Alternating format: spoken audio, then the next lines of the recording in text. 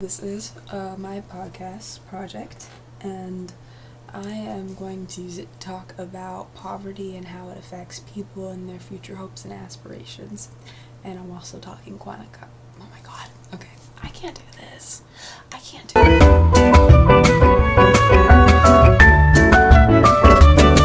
And I'm going to be using it to talk about poverty and how it affects people and their future life and hopes and aspirations. So let's talk about what poverty is. Poverty, and the kind of textbook definition of it, is not being able to sustain yourself of your basic necessities like food, water, clothes, shelter, not making enough money and having enough resources to be able to live, basically.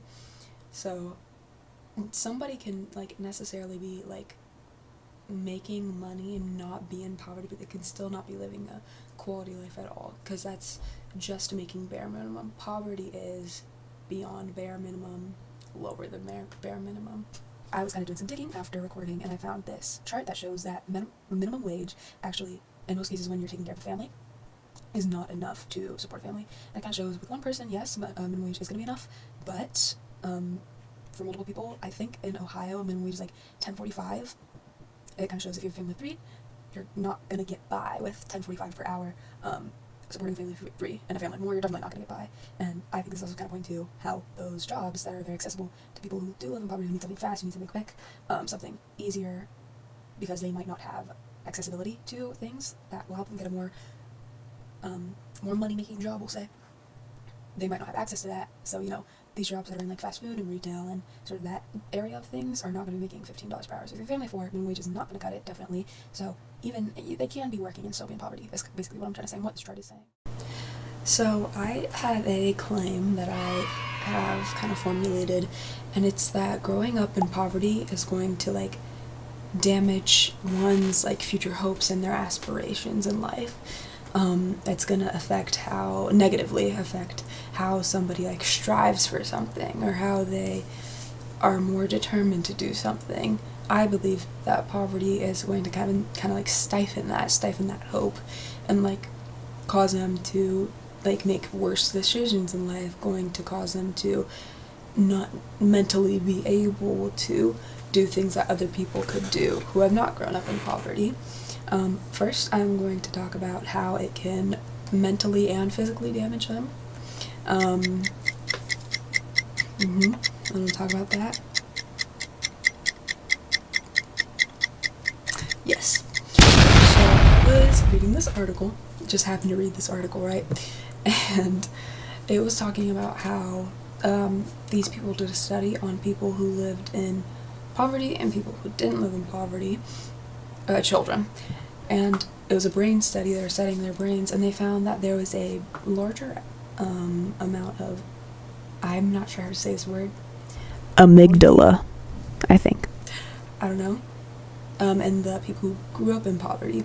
So for me, this is kind of showing directly how growing up in poverty is able to physically damage one's brain.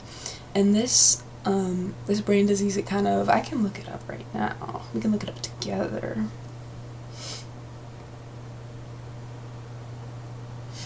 It's in their brain. It's showing less brain activity, causes less brain activity. It is also going to affect your, and this is from a dictionary of some type. It's going to affect your emotional responses, motivation, and memory. I kind of want to go more directly into the emotional responses category part in that, because it's literally physically affecting how they think, and motivation too. Of course, if they have this excess of this brain disease, this brain matter that's in their brain, that's in their brain, that's causing them to have less motivation to do things. They're going to be less responsive, less active, especially in the brain. That's not their fault. And if growing up in poverty caused that for them, then – I'm finding it. then it's going to cause them to make like these worse decisions that people who haven't grown up in poverty don't have, because they don't have this excess of gray matter, is also another word that they call it, gray matter in their brain. But now I want to talk about how poverty has literally been studied to stifle hope. I know I've been saying it the whole time, but kind of like studies are pointing towards this also. One in specific is the NCCA. They found that people get their aspirations from the environment that they're around. So, kind of putting together all that we've learned so far, that people who are in poverty are having physical health issues, mental health issues, they're not feeling very hopeful and stuff. Just think, if you're a child growing up surrounded by that kind of, even if they're not depressed or don't have anxiety, just surrounded by constant like kind of suffering and constant like lacking, of course they're gonna pick that up. They're seeing their role models and how they're living and the bad decisions that they're making, even if they make that choice or it's not their fault that they made that choice, it's a fault that they felt was the only way. They're gonna pick up that behavior, which is also going to damage their own future, damage their own hopes and aspirations, even if they are picking up behavior of like not caring about your future from a caregiver, or from a guardian, from a parent, from a grandparent, you know, all of that they're kind of prone to pick up. Okay, so I actually had to cut some of this video out because the original video just happened to be 31 minutes long, and that wasn't the best for me, considering that the max for this project is 10 minutes. But basically, just a quick summary, I kind of talked about how people pick up ideas and kind of aspects, traits on what they're around. So if you grow up around people in poverty and they're like how they act, that's what you're gonna pick up. That's how you're gonna act in your life. Yes. Okay, now I'm gonna bring in my guest speaker so he can share his own opinion on the matter. And he is right and he is right here. This is Goose, everybody. And he is going to, oh my goodness, and he is going to transition into a human. He's going to transition into a human so he can share his own opinion on this matter.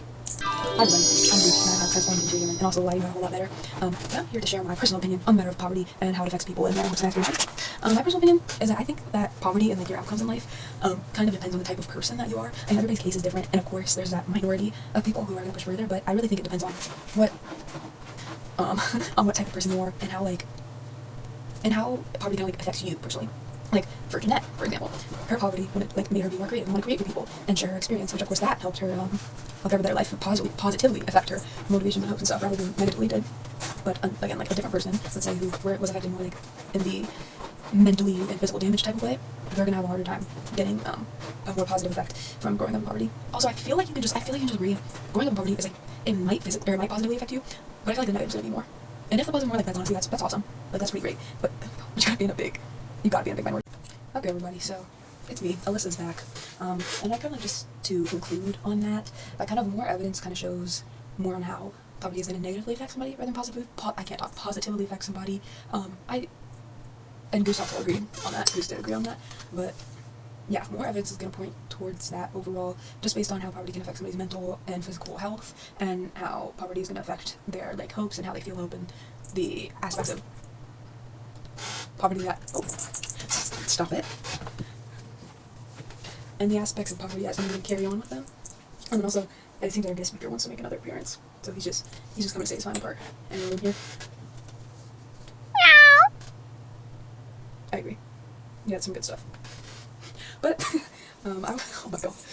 But overall, poverty is definitely going to negatively affect somebody's aspirations rather than positively affect them. And that was